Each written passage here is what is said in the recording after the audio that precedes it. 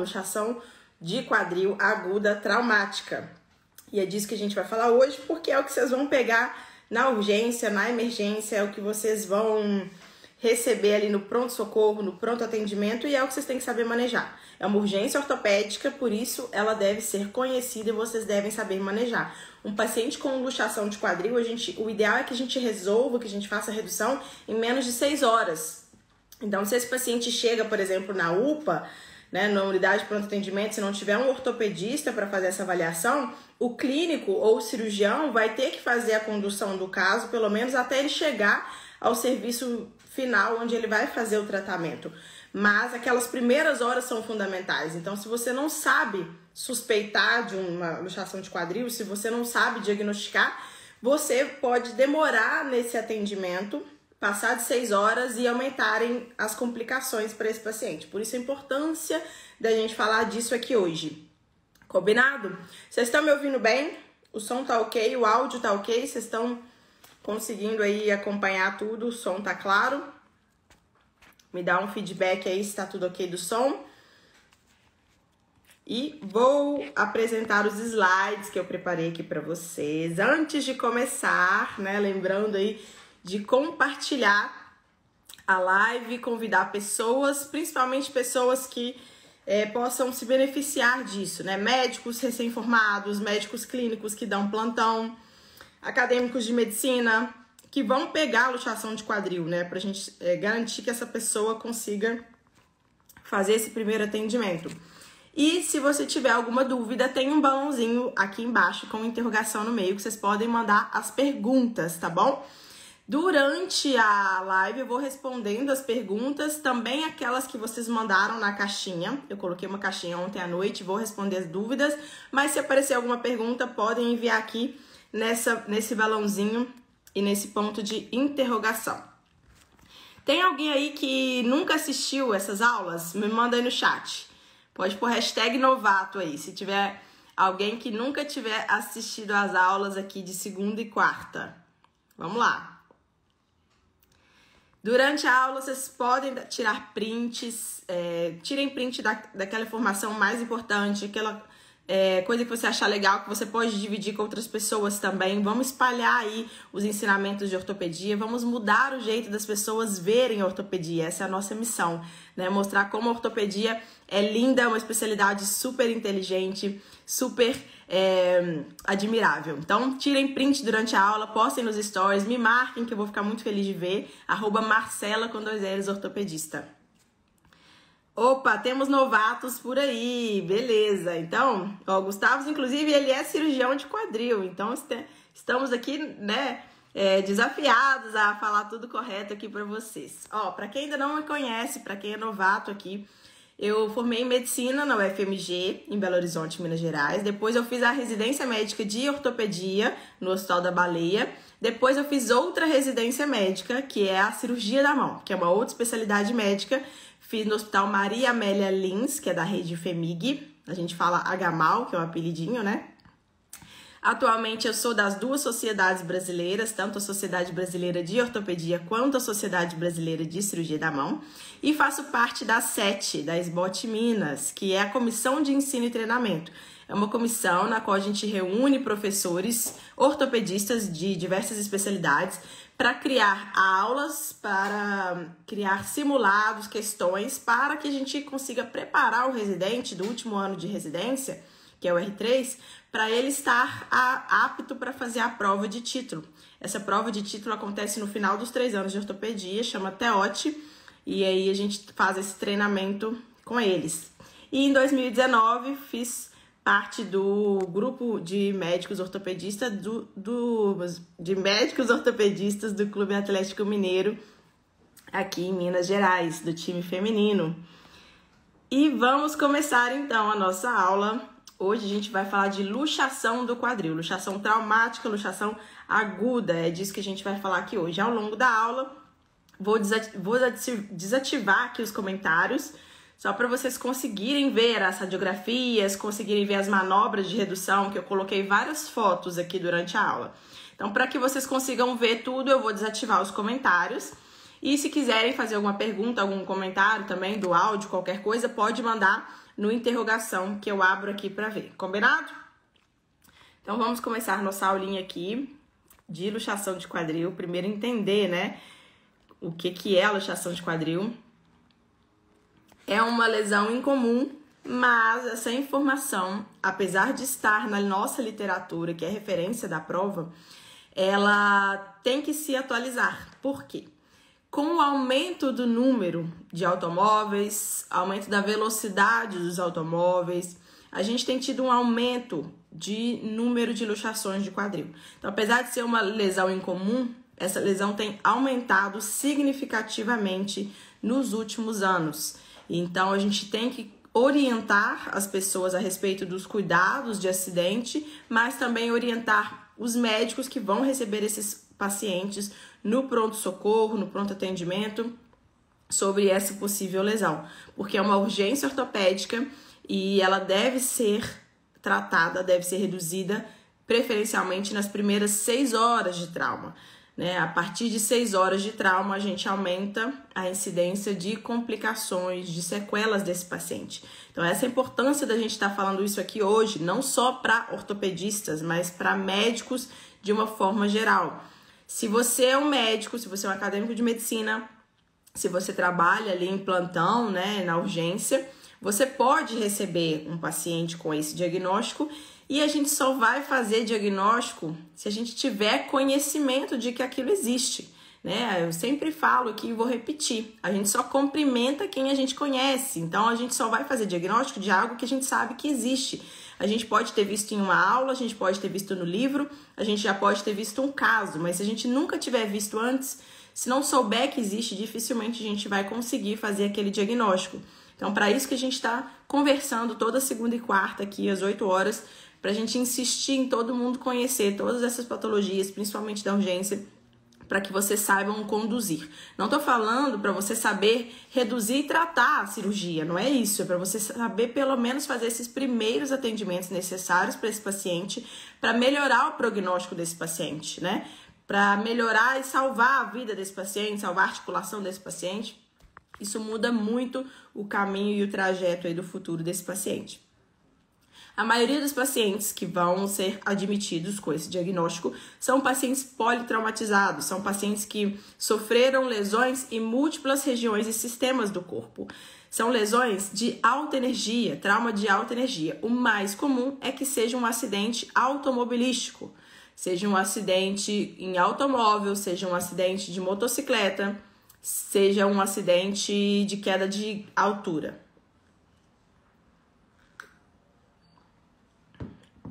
Existem 2 tipos de luxação. Vocês estão me ouvindo bem? Parece que travou aqui. Manda um joinha só se estiver ok, porque eu tô falando, mas o tempo tá diferente. Vocês estão me ouvindo? Existem 2 tipos de luxação. A luxação anterior e a luxação posterior.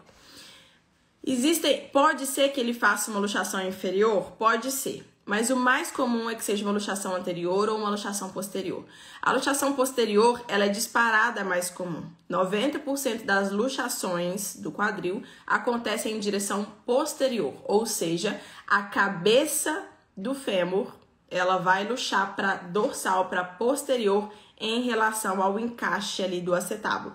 Então, a gente tem aqui o acetábulo, a cabeça do fêmur, e ele pode fazer essa luxação para posterior ou ele pode fazer essa luxação para anterior, tá? A gente tem também luxação inferior, mas que é muito mais raro. A gente vai falar basicamente da posterior e da anterior aqui, sendo que a posterior é 90% das luxações de quadril, as luxações agudas de quadril.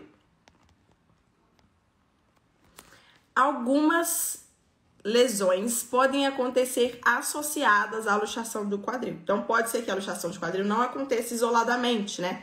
Pode acontecer fratura de acetábulo, que a gente vai, inclusive, ver uma imagem aqui de um exemplo.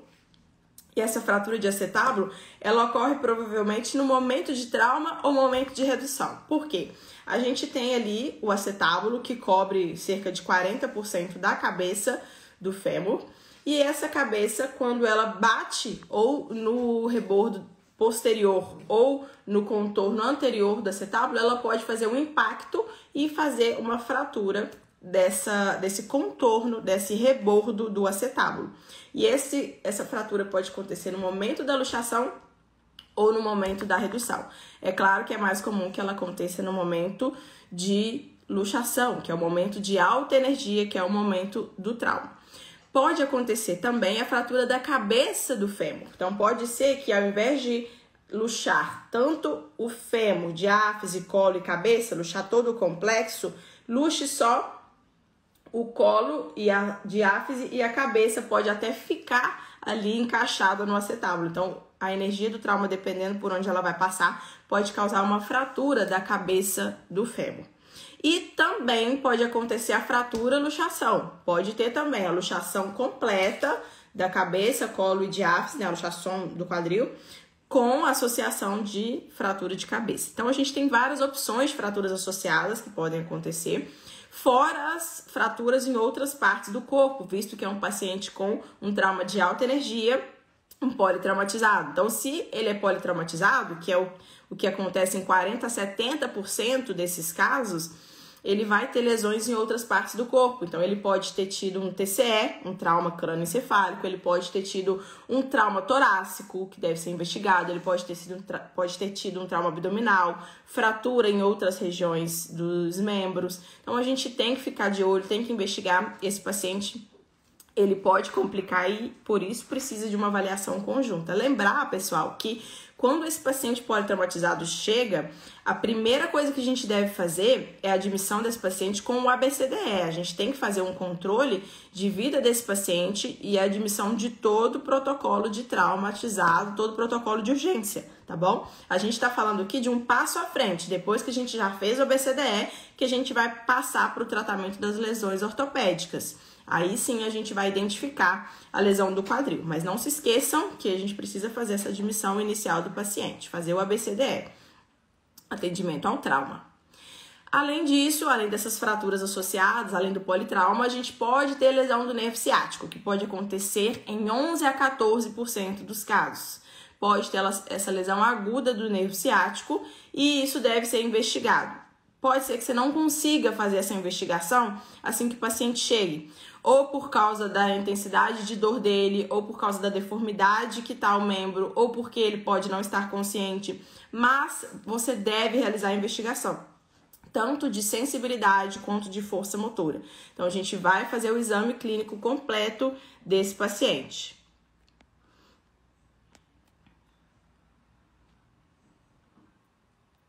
E já temos perguntinhas aqui, já tá valendo. Vou responder todas.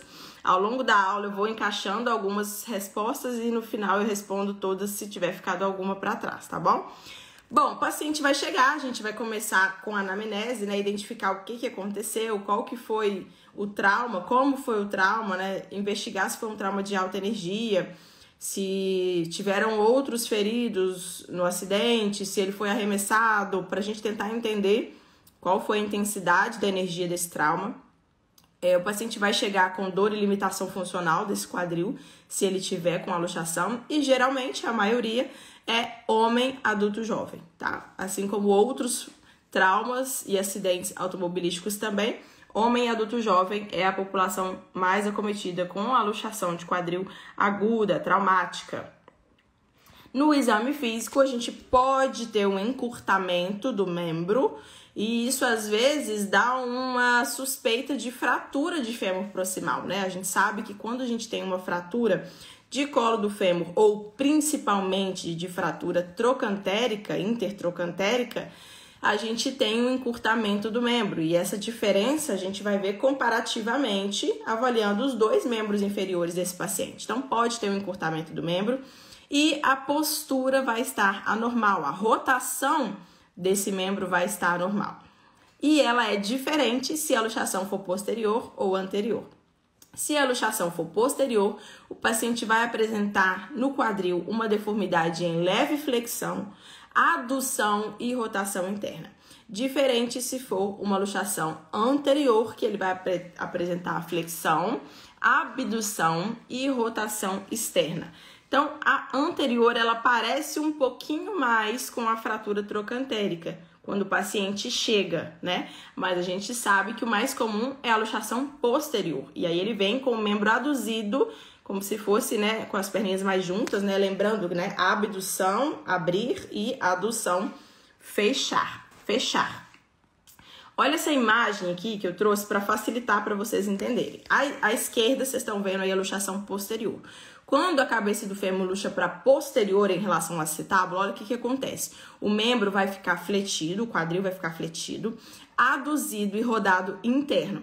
Já quando ele vai luxar aqui para anterior, a perna, a coxa, ela vai rodar externo e ela vai abduzir e continua um pouco fletido também. Então, essa é a imagem clássica aqui. Esse desenhozinho mostra para vocês a posição que provavelmente o paciente vai chegar. Essa da luxação posterior, que é o 90%, né, que é a mais comum, é a clássica, né? Se você vê aquele paciente, quem já tá ali acostumado com trauma, né, com o pronto-socorro, com a ortopedia, já olha e já fala, olha, aquilo ali provavelmente é uma luxação posterior de quadril.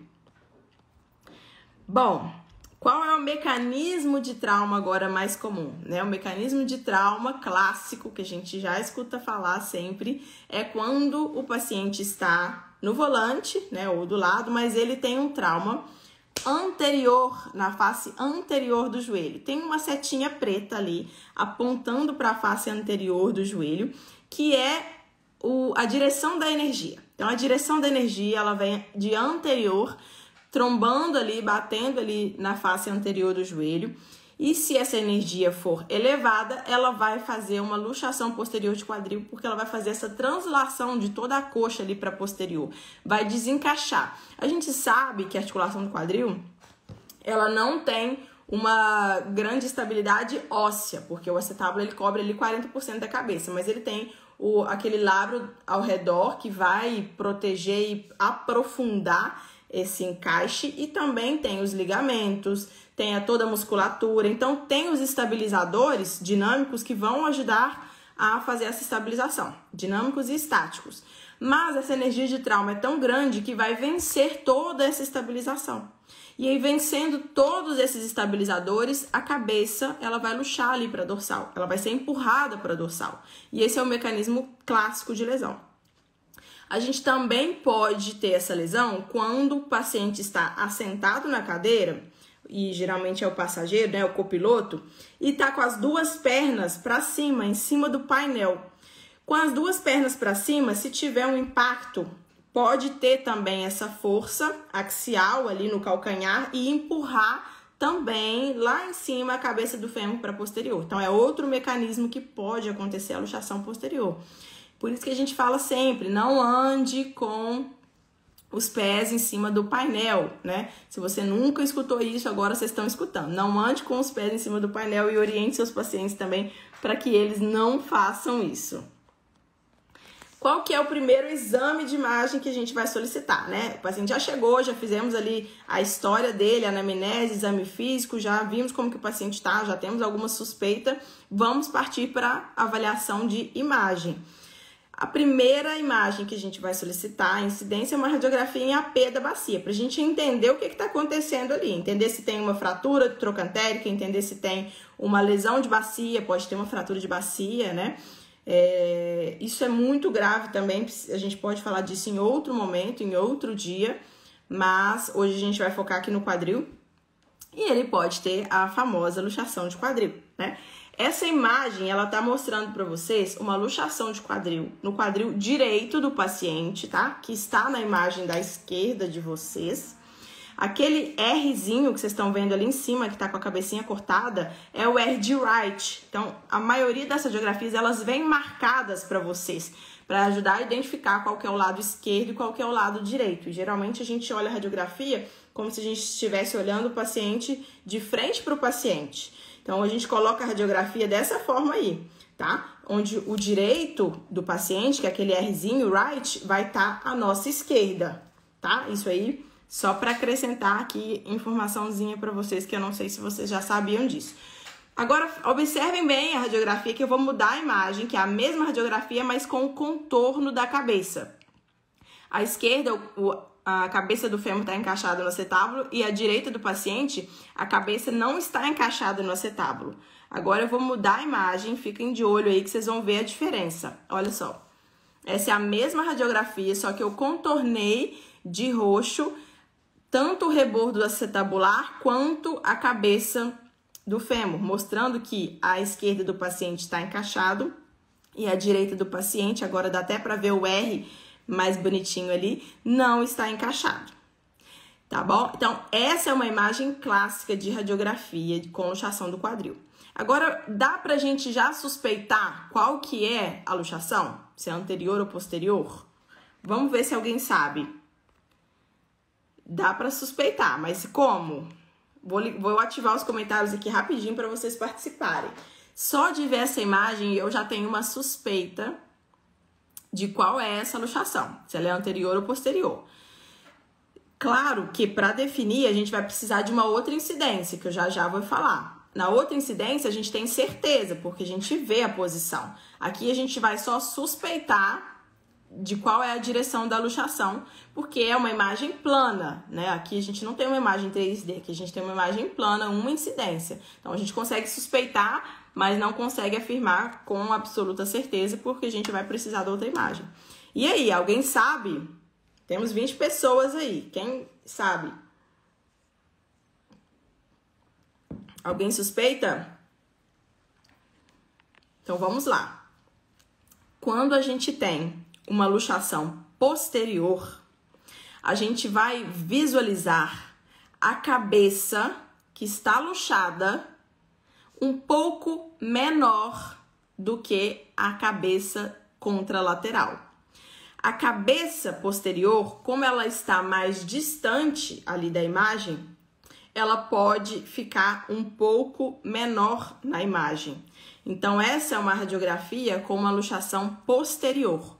Além disso, além da cabeça ficar um pouquinho menor, ela está mais alta, ela está mais superior, ela está mais proximal ao eixo central. Geralmente é essa posição que fica a cabeça que luxa para posterior. Agora, o oposto acontece na luxação anterior. Na luxação anterior, a cabeça, que não é essa imagem aqui, tá? A cabeça do fêmur fica um pouquinho maior do que a cabeça contralateral, que tá normal, e ela geralmente está um pouco mais inferiorizada em relação ao acetábulo. Então, ela luxa, geralmente fica um pouquinho mais aqui inferior do que a altura do acetábulo na radiografia. Então, só de olhar aqui, a gente já suspeita que seja uma luxação posterior. Além disso, claro, a gente consegue ver ali a diáfise do fêmur, mais em posição de adução e em posição de rotação interna. Acaba escondendo um pouco mais ali o pequeno trocânter, diferente da luxação anterior. Então, são todas essas coisas, todos esses fatores que vão nos auxiliar, que vão aí nos ajudar a suspeitar da direção dessa luxação. Isso a gente ainda tá... Opa! Desculpa, gente.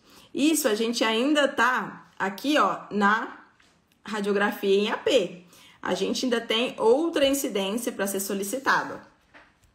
Quando a gente solicita uma radiografia de bacia, a gente geralmente pede AP e perfil, ou AP e batráquio, né? Que seriam as pernas abertas, como se fosse uma posição de RAM. Isso a gente consegue fazer para mostrar uma imagem perfil da articulação do quadril, da articulação coxo-femoral. Só que aqui o paciente não vai conseguir fazer essa posição de perna de rã ou perninha de borboleta, porque ele está com uma lesão do quadril, ele está com muita dor, ele não vai conseguir fazer. Então, a gente tem uma alternativa para essa posição de batráquio, que seria o perfil da articulação coxo-femoral. Essa incidência é uma incidência que a gente chama de cross-table. Por quê? Porque a gente vai fazer a incidência através da mesa cirúrgica. Através da mesa onde o paciente está deitado, a gente vai fazer essa incidência radiográfica. Geralmente, a gente utiliza o próprio intensificador de imagem, que é a fluoroscopia ou radioscopia. E aí, quando a gente atravessa e muda essa posição, a gente consegue obter um perfil do quadril, um perfil da articulação coxo-femoral. E nesse caso, a gente consegue visualizar se tem uma luxação anterior, que vai estar anteriorizada em relação ao acetábulo, ou posterior. Então, aqui a gente confirma a posição, a gente confirma qual é a luxação que esse paciente apresentou. E isso é para a gente conseguir tratar. Existem alguns casos que a gente precisa fazer a tomografia antes, por exemplo, quando a gente suspeita de uma fratura luxação, porque na fratura luxação a gente provavelmente não vai conseguir fazer uma redução fechada. Se tiver uma fratura da cabeça do fêmur, por exemplo, provavelmente a gente não vai conseguir fazer uma redução fechada e vai ter que ser uma redução aberta pelo especialista, cirurgião de quadril, ortopedista de quadril. E aí, como seria uma imagem de uma luxação de quadril na tomografia? Essa imagem aí, esse é um corte axial, né? Lembrando aqui que a gente tem o corte frontal ou coronal, corte sagital e corte transverso ou transversal ou axial, que é esse caso aí.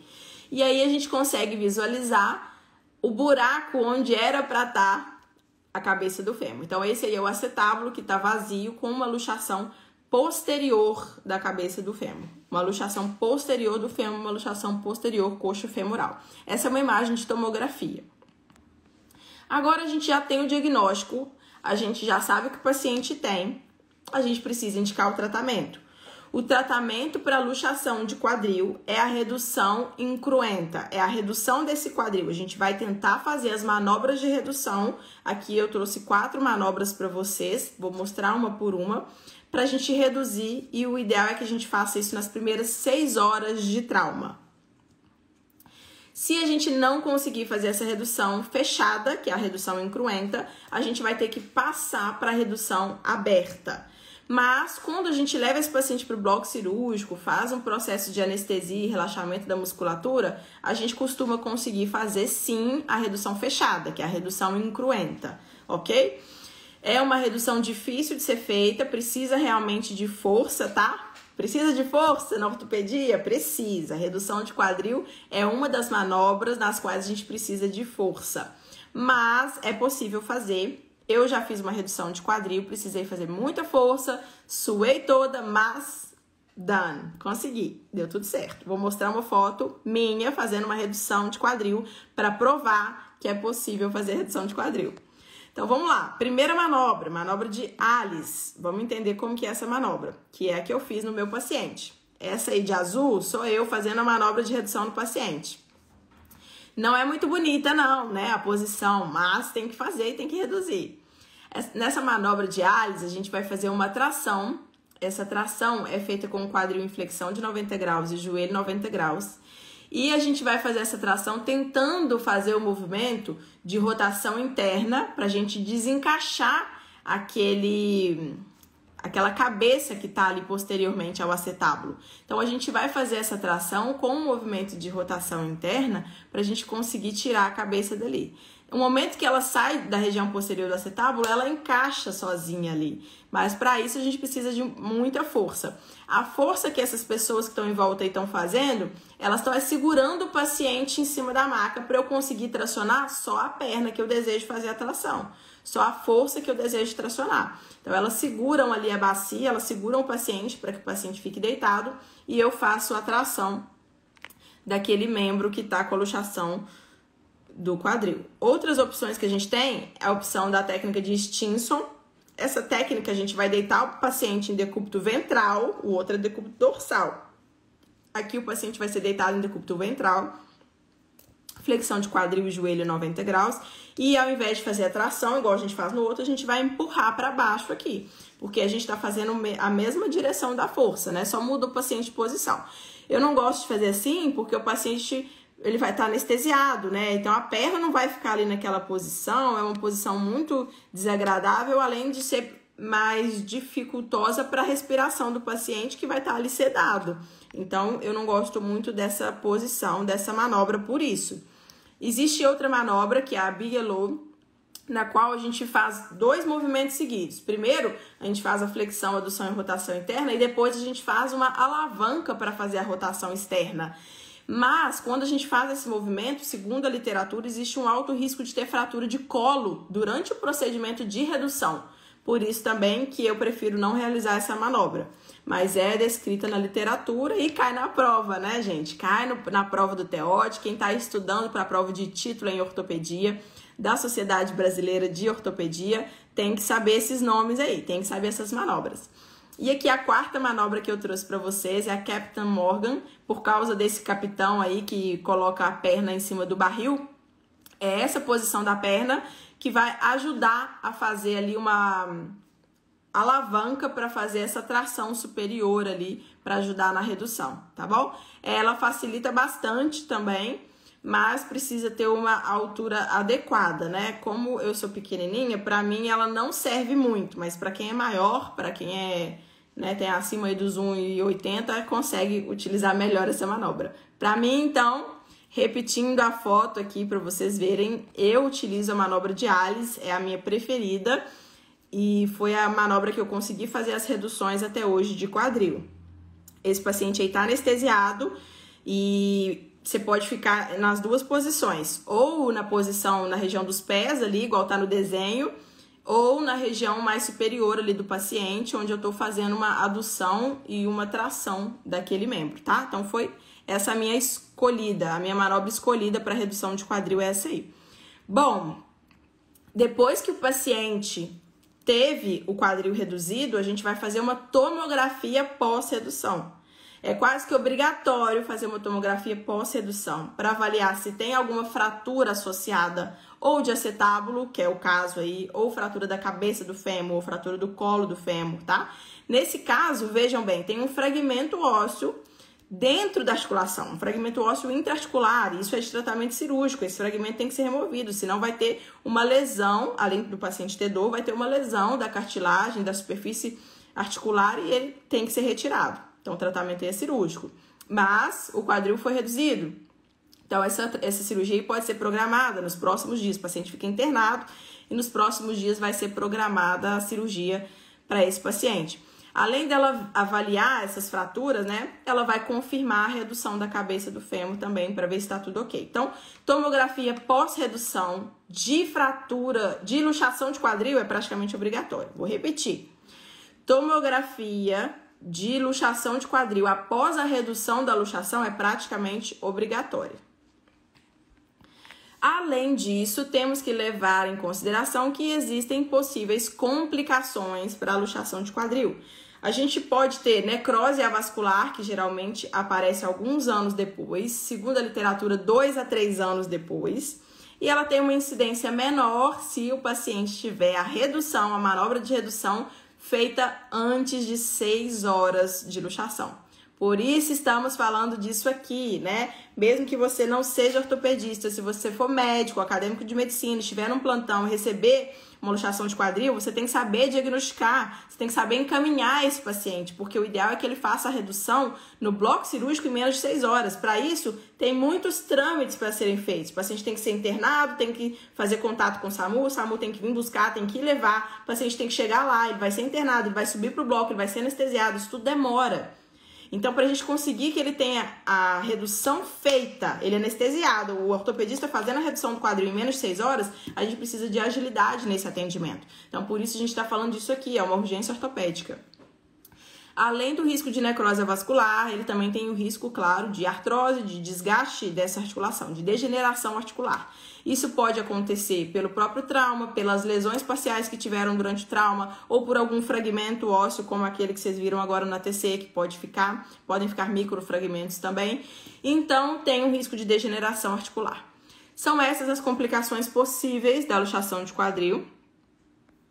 E agora eu vou responder as perguntas de vocês, que vocês mandaram aqui no nosso interrogação. Bom, primeira pergunta que teve, vou ativar os comentários aqui para quem quiser ir mandando pergunta também. Primeira pergunta que teve foram as manobras de redução. Então a gente falou aqui, né? Alice, Stinson, Captain Morgan e Bigelow, tá bom? São essas 4 as principais que geralmente vai cair em prova. Outra pergunta, dá para diagnosticar a luxação de quadril antes do raio-x? Dá para suspeitar, né? Pela posição do membro inferior, dá para suspeitar de luxação de quadril, mas para fechar o diagnóstico precisa da radiografia. Como que a gente vai suspeitar? História de trauma de alta energia, paciente politraumatizado com o membro inferior, principalmente em flexão, adução e rotação interna, que é o mais comum, que é 90% dos casos, que é a luxação posterior. Outra perguntinha, sempre precisa estar anestesiado para reduzir? Essa pergunta é excelente. Luxações de ombro, de punho, de cotovelo são facilmente reduzidas no pronto atendimento, sem anestesiar o paciente. Mas luxação de quadril é praticamente impossível você reduzir sem anestesiar o paciente, porque a musculatura é muito forte. Você tem que vencer uma musculatura muito forte para conseguir fazer a redução.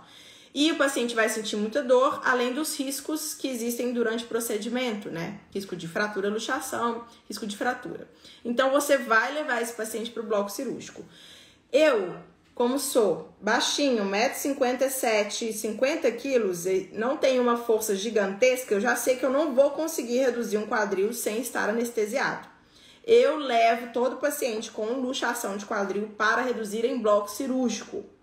Então, essa é a minha posição e a literatura defende a anestesia para reduzir a luxação de quadril. Qual manobra você prefere? Já falei aqui, já coloquei a foto para vocês, né? Prefiro a manobra de Alice para fazer a redução. Vocês viram aí no desenho. Essa luxação pode ser bilateral? Se sim, é comum? Não é comum essa luxação acontecer bilateral. Pode acontecer, mas não é comum. Mais comum é ser unilateral. Ele pode ter um trauma nos dois membros inferiores, mas geralmente é uma luxação e uma fratura de fêmur proximal, por exemplo. Porque é muito difícil a energia de trauma acontecer exatamente idêntica nos dois membros inferiores. Mais uma perguntinha aqui. Fratura luxação da cabeça do fêmur tem indicação de ATQ? Depende, se for um paciente jovem que tiver uma fratura passível de fixação com 3 parafusos canulados, ele pode fazer um tratamento de redução dessa fratura e fixação da fratura de colo do fêmur, por exemplo, né? Ou fixação da cabeça. Depende da idade do paciente, depende do grau de acometimento da superfície articular, depende de vários fatores, do tempo que ficou luxado, né? Então, tem vários fatores para nos ajudar a definir o tratamento cirúrgico definitivo. Tem mais uma pergunta aqui, mais duas. Existe razão específica para a alta prevalência de luxação posterior em relação à anterior? Sim, a energia do trauma, o mecanismo de trauma, né? O paciente sentado e a energia vai bater anteriormente ali no joelho e vai fazer essa luxação posterior. Tá bom? Além disso, a gente também tem a posição da cabeça do fêmur, a anatomia óssea, mas o principal é a energia de trauma. Outra pergunta, tem edema? E se tem, atrapalha na hora da redução?